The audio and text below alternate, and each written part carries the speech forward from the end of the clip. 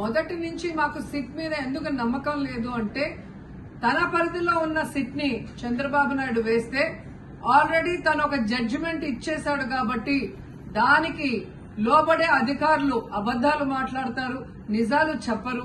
ఎందుకంటే ఈరోజు సిట్ లో వేసిన అధికారి అడిషనల్ డీజీ, ఆయన కన్నా పెద్ద ర్యాంక్ లో ఉన్న టీటీడీ ఈఓ మరి ఐఏఎస్ ఆఫీసరు మొదట మాట్లాడిన స్టేట్మెంట్ కి చంద్రబాబు నాయుడు గారు అబద్దం చెప్పిన స్టేట్మెంట్ తర్వాత మాట్లాడిన దానికి తేడా చూస్తేనే ఈ సిట్ అనేది సిట్ అండ్ స్టాండ్ కి తప్ప దేనికి పనికిరాదనేది అర్థమైంది. అందుకే మేము మొదటి నుంచి అడిగాము, సుప్రీంకోర్టులో విచారణ జరగాలి, సిబిఐకి డైరెక్షన్ ఇచ్చి విచారిస్తే ఖచ్చితంగా మత కల్లోలాలు సృష్టించాలనుకున్న చంద్రబాబు నాయుడు అనుకో అందరికీ కూడా బుద్ధి చెప్పే అవకాశం దొరుకుతుందని.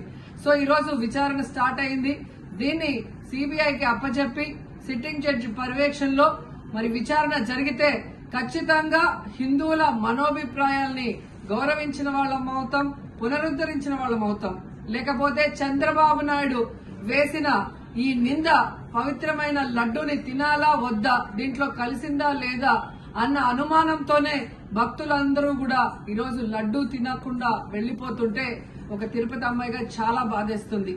ఈ రోజే అలగర్ కోయిల్ మదురై దగ్గర మరి దక్షిణ తిరుమల చాలా పవిత్రమైన టెంపుల్. ఇక్కడ భగవంతుడిని కోరుకున్నాను, ఖచ్చితంగా సుప్రీంకోర్టు ఇన్వాల్వ్ అయి ఈ కేసును విచారించాలి. తప్పు చేసిన వాళ్ళని, అలాగే అంటే తప్పుడు స్టేట్మెంట్ ఇచ్చిన వాళ్ళందరూ ఎంత పెద్ద పొజిషన్ లో ఉన్నా కూడా వాళ్ళని శిక్షించాలి అని భగవంతుడిని కోరుకున్నాను, సుప్రీంకోర్టుని కోరుకుంటున్నాను.